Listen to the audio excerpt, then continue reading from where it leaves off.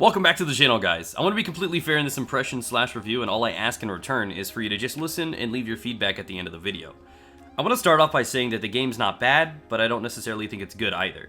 My decision to pass on this title is a combination of their pricing and season pass, and the fact that it doesn't feel like a traditional Call of Duty. The game honestly resembles a weaker version of Black Ops 3, and it hurts to admit because I consider Treyarch years to be one of the safest times to rely on a Call of Duty installment. The maps in this game are absolutely amazing, beautiful creations, with great lanes and choke points. It looks and plays solid in terms of gunplay, but it has lost me in a flurry of changes that has me constantly questioning their confidence and identity. If you honestly think about it, if you look at the class abilities, the passive abilities, the supers if you will, this is basically a relative of Destiny. There is very little difference besides the futuristic appeal and approach of Destiny to this game. A lot of those standards are still present in this game, and it feels quite a bit like Destiny 2 does. Now, when new games come out, it's necessary to make small changes or additions to keep the game fresh, but a lot of their gambles and changes this year really fall limp in the hand. For starters, it's damn near impossible to achieve balance, with so many different things to balance. There will always be a few specialists who will be significantly stronger than the rest, be it based on their abilities or their overall power and strength. And a perfect example is just looking at Overwatch and Destiny. Again, there's a lot of similarities now. It's very, very close to those games. It's just too busy with so many mechanics and balance flaws. Call of Duty used to be run and gun, but now I gotta worry about barbed wire being electrocuted and stunned in place, spawn beacons, tripwires, diabetes, grappling hooks, and a crazy amount of other gimmicks.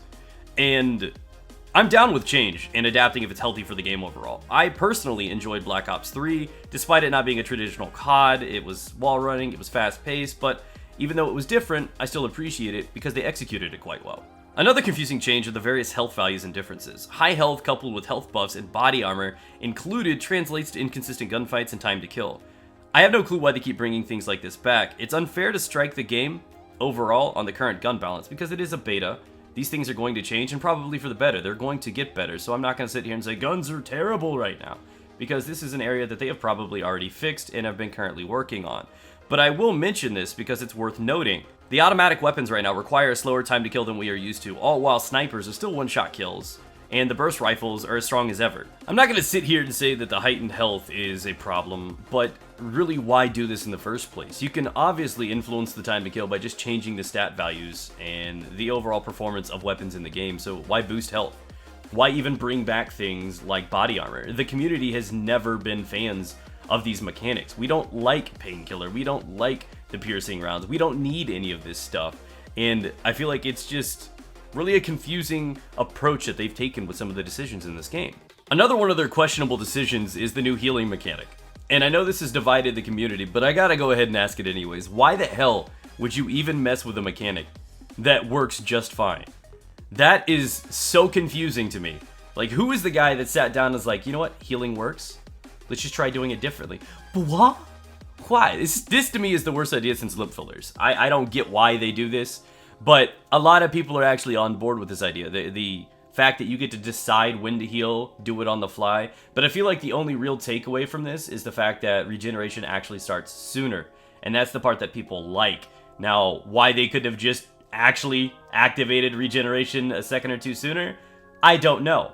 I don't feel like they needed an action for this. And the reason why I really have a problem with this is not because it doesn't have a purpose. It's more so that it's an unnecessary mechanic that forces you to actually be vulnerable. So when you're sitting there and you're stabbing yourself, that's downtime. That's time where you can potentially get shot and not be able to defend yourself. We already have one of those actions in play, and that's reloading. So now you're telling me what used to be a passive ability, something that just generated on its own and I did not have to worry about, no extra maintenance, is now something that I have to manually do on top of the reload, so now I'm vulnerable 2 times as long. You've all played other Call of Duties where you've been killed reload, right? It happens. Now you gotta worry about getting killed with a little needle. That, to me, is just unnecessary.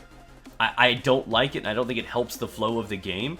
And again, at the end of the day, why didn't they just ramp up the regeneration time, allow you to heal sooner or faster, and ultimately just add the stim ability as a side ability? And if you wanted to, you can equip it and then run and gun a little bit more aggressively. Screw all that, we don't serve logic here at Treyarch.